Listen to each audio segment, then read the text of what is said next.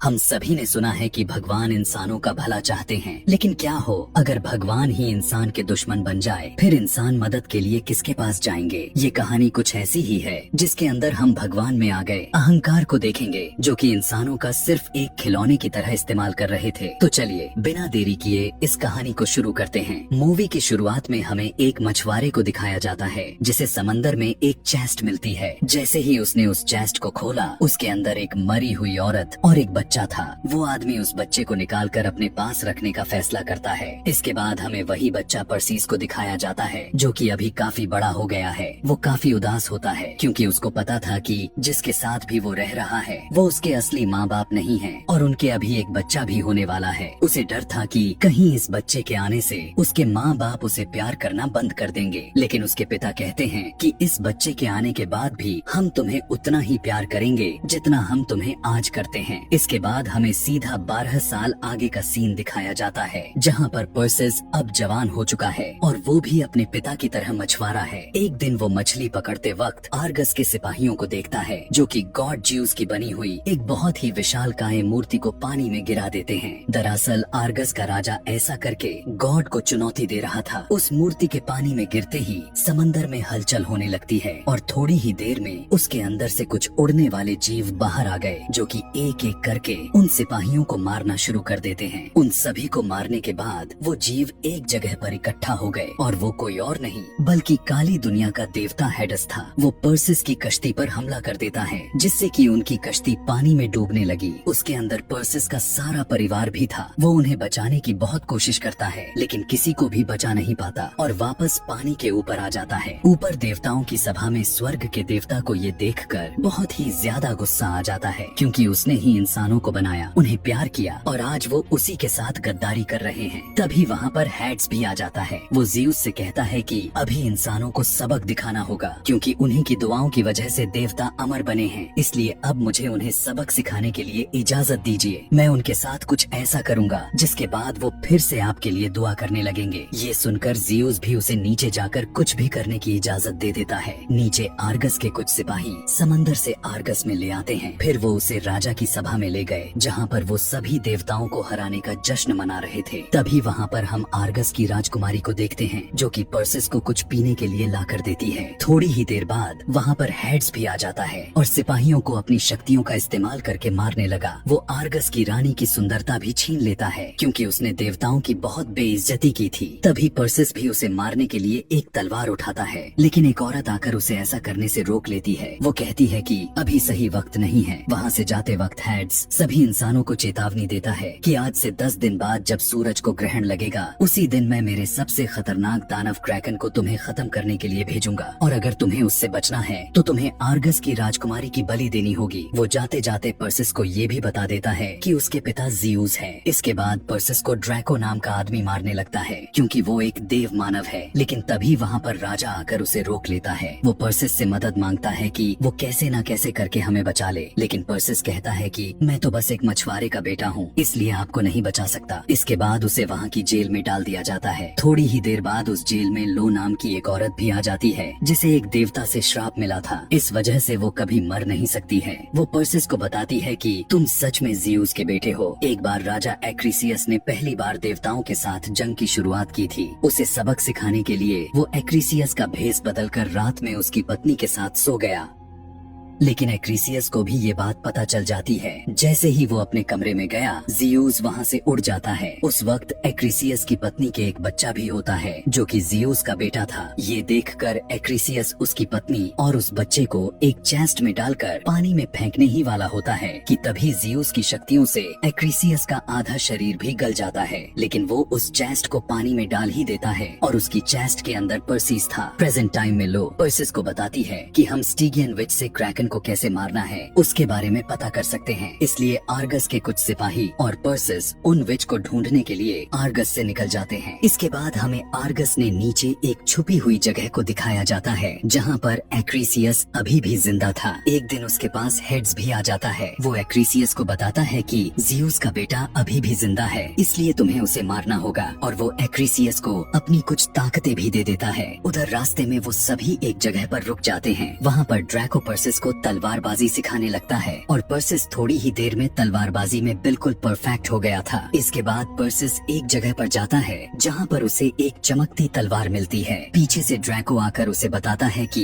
ये देवताओं ने तुम्हारे लिए भेजी है, लेकिन पर्सिस उसे नहीं लेता और ड्रैको को उसे दे देता है। वहाँ से थोड़ा और आगे जाने के बाद पर्सिस को कुछ उड़ने वाले घोड़े मिलते हैं, लेकिन तभी वहाँ पर एक बहुत ही सुंदर काले रंग का उड़ने वाला घोड़ा आ जाता है। तभी वहाँ पर लो भी आ जाती है। वो दोनों एक दूसरे के साथ बातें कर ही रहे थे। उसी वक्त उन पर एक्रीसियस भी आकर हमला करने लगा। वो पर्सिस के ऊपर हमला करके उसके हाथ पर काट लेता है, लेकिन एक सिपाही ने आकर उसके हाथ को ही काट दिया, लेकिन वो हाथ एक बिच्छू में बदल जाता है। उधर वो लोग अभी भी एक्रीसियस का पीछा करते रहते हैं, लेकिन जहाँ पर भी एक्रीसियस का खून गिर रहा था उस जमीन में से बड़े बड़े बिच्छू निकलने लगते हैं और उन सभी लोगों पर हमला कर देते हैं। एक बार उनमें से एक बिच्छू पर्सिस को मारने ही वाला था कि तभी लो आकर उसे बचा लेती है, लेकिन पीछे से आकर उस पर भी एक बिच्छू हमला कर देता है। उधर ड्रैको ने एक बिच्छू को मार दिया। अब पर्सिस और लो दोनों दूसरे बिच्छू से डर कर भाग रहे थे कि तभी पर्सिस भी एक बिच्छू को मार देता है, लेकिन तभी वो देखते हैं कि वहाँ पर और भी ज्यादा बिच्छू आ गए थे जिनकी तादाद बहुत ज्यादा थी। लेकिन तभी वहाँ पर एक जिन्न भी अपने साथियों के साथ आ जाता है। दरअसल ये लोग जहाँ पर थे ये उन्हीं का इलाका था। वो जिन्न उन सभी बिच्छुओं को अपने कंट्रोल में ले लेता है कि तभी एक्रीसियस के काटने की वजह से पर्सिस के पूरे शरीर में जहर फैलने लगता है। इसके बाद रात में वो जिन्न पर्सिस के टेंट में आकर उसे अपने जादू से ठीक करने की कोशिश करता है, लेकिन ड्रैको और बाकी के लोगों को लगता है कि वो पर्सिस को मारने की कोशिश कर रहा है। उन सभी में लड़ाई होने लगती है, पर थोड़ी ही देर बाद पर्सिस भी बाहर आ जाता है, जो कि अब बिल्कुल ठीक हो गया था। अगले दिन ड्रैको पर्सिस को अपनी उस तलवार को चलाने के लिए कहता है जो कि उसके लिए देवता ने भेजी थी, लेकिन पर्सिस ने उसे लेने से साफ इनकार कर दिया। तभी वो सभी देखते हैं कि जिन्न उन बिच्छू को कंट्रोल में लेकर उन पर आगे का रास्ते तय करने वाले हैं और उनके साथ वो सभी भी चढ़कर अपनी आगे की मंजिल की ओर निकल जाते हैं। काफी दिनों तक चलते चलते वो सभी उन चुड़ैलों की जगह पर पहुंच जाते हैं। दरअसल वो एक साथ 3 चुड़ैलें हैं और उनके सिर्फ एक ही आंख है, जो कि उनमें से एक चुड़ैल के पास रहती है। पर्सिस उनसे पूछता है कि आखिर हम क्रैकन को कैसे खत्म कर सकते हैं, जिस पर वो कहती है कि क्रैकन को कोई भी हथियार खत्म नहीं कर सकता और वो चुड़ैल वहाँ पर आए सभी पर हमला कर देती है। पर इसी हमले के बीच में पर्सिस उनकी आंख को चुरा लेता है। वो उन्हें धमकी देता है कि अगर तुमने हमें कोई भी रास्ता नहीं बताया तो मैं ये आंख नीचे फेंक दूंगा। ये देखकर वो बता ही देती है कि तुम क्रैकन को मेडुसा की मदद से मार सकते हो, क्योंकि मेडुसा जिसे भी देखती है वो पत्थर का बनकर मारा जाता है और वो तुम्हें काली दुनिया की नदी के किनारे पर मिलेगी। इतनी जानकारी लेने के बाद पर्सिस उन्हें उनकी आंख वापस लौटा देता है, लेकिन जाते वक्त वो चुड़ैल पर्सिस को बताती है कि तुम मरने वाले हो, ये भविष्यवाणी हो चुकी है। वहाँ से निकलने के बाद बिच्छू भी पर्सिस के साथियों को छोड़कर चले जाते हैं, क्योंकि उन्हें भी लग रहा था कि पर्सिस मरने वाला है। तभी पर्सिस को उसके पिता जियूस मिलने के लिए आता है। वो पर्सिस से कहता है कि तुम वहाँ पर मत जाओ, क्योंकि वहाँ पर तुम्हारी जान को खतरा है। दरअसल वो पर्सिस को स्वर्ग में ले जाकर उसे वहाँ का राजा बनाना चाहता था, लेकिन पर्सिस वहाँ पर जाने से साफ इनकार कर देता है। वो कहता है कि मैं एक आम इंसान हूँ और हमेशा आम इंसानों की ही तरह जिंदगी जीना चाहता हूँ। पर्सिस इतना कहने के बाद वहाँ से जा ही रहा था कि तभी जियूस उसे एक सोने का सिक्का देते हुए कहता है कि ये आगे तुम्हारे काम आएगा, और इतना कहने के बाद वो वहाँ से चला जाता है। इसके बाद वो सभी वहाँ से निकल ही रहे थे कि तभी उनके साथ वाले 2 शिकारी बीच रास्ते में ही उनका साथ छोड़ देते हैं, लेकिन सरदार जिन्न अभी भी उसके साथ था। इसके बाद वो फिर से अपने सफर पर निकल जाते हैं। कुछ दिन और चलने के बाद वो सभी उस काली दुनिया की नदी के पास पहुँच गए। तभी जिन्न पर्सिस के हाथ से वो सिक्का लेकर उस सिक्के को नदी में डाल देता है और तभी नदी से एक जहाज बाहर आती है जो कि उन्हें मेडुसा के पास लेकर जाएगी। सभी लोग उसमें चढ़ जाते हैं। रास्ते में जाते वक्त लो पर्सिस को जहाज के नीचे ले जाती है और उसे मेडुसा से बचने के कुछ तरीके सिखाने लगती है। पर इसी वक्त वो एक दूसरे के काफी करीब भी आ गए थे। थोड़ी ही देर बाद वो सभी मेडुसा के इलाके के काफी करीब पहुँच जाते हैं। उस जहाज से उतरने के बाद वो सभी एक गुफा में चले गए जहाँ पर मेडुसा रहती है, और उनके अंदर आते ही उसने उन सभी सभी लोगों को हमला करना शुरू कर दिया। वो अपने तीर से ड्रैको को जख्मी कर देती है। इसके बाद मेडुसा ने उन्हीं के 2 लोगों को मूर्ति में बदलकर मार दिया। अपने लोगों को मरा हुआ देखकर पर्सिस को और भी ज्यादा गुस्सा आ जाता है। अब मेडुसा भी पर्सिस और जिन्न को देख लेती है और उन पर अपने तीर छोड़कर हमला करने लगी, लेकिन पर्सिस उसे डिस्ट्रैक्ट करने के लिए उसे अपने साथ दूसरी तरफ ले जाने लगता है और मेडुसा भी उसे पकड़ने के लिए तेजी से उसका पीछा करने लगती है। तभी पर्सिस को बचाने के लिए जिन्न भी आ गया, पर मेडुसा ने उसे भी पकड़ लिया। वो उसे मूर्ति बनाने की बहुत कोशिश करती है, लेकिन उस पर मेडुसा के किसी भी जादू का असर नहीं होता। लेकिन तभी जिन्न खुद की शक्तियों से खुद को ब्लास्ट करके मेडुसा को घायल कर देता है। तभी ऊपर से ड्रैको आकर एक चट्टान को तोड़कर मेडुसा की पूंछ के अंदर घुसा देता है, जिसके दर्द की वजह से वो तड़पने लगती है। लेकिन उसने ड्रैको को भी पत्थर बना दिया था। अपने सभी लोगों को ऐसे मरता हुआ देखकर पर्सिस को बहुत ही ज्यादा गुस्सा आ जाता है और उसने अपनी तलवार से मेडुसा का गला काट दिया। उसका बाकी का बचा हुआ शरीर गर्म लावा में गिरकर राख हो जाता है। इसके बाद पर्सिस मेडुसा के सर को लेकर बाहर आ गया, जहाँ पर लो